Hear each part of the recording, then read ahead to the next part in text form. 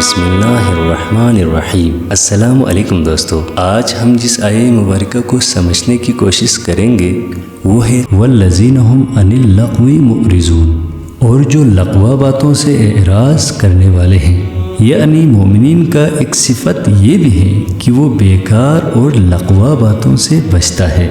لغو سے مراد گناہ یا معصیت کا کام نہیں ہے، بلکہ ہر ایسا عمل ہے جو بے فائدہ اور فضول ہو، جیسے لوگ محفل جمع کر تاش کھیلتے ہیں اور وقت کو ایسے ضائع کرتا ہے جیسے یہ کوئی بوجھ ہو اور اسے سر سے اتار پھینکنا ناگزیر ہو۔ انہیں احساس نہیں ہوتا کہ یہ وقت ہی انسان کا سب سے بڑا ایسٹ سرمایہ ہے۔ اس وقت سے فائدہ اٹھا کر ہی انسان اپنے عاقبت کو سنوار سکتا ہے، اور جو اس وقت کو فضول میں ضائع کرتا ہے وہ گویا اپنے عاقبت کو ضائع کرتا ہے۔ اس آیت میں مومنین کی یہ صفت بیان کی گئی ہے کہ وہ مہلت زندگی کو اپنی قیمتی سرمایہ سمجھتے ہیں۔ انہیں زندگی میں ایک ایک لمحے کی اہمیت کا احساس ہوتا ہے۔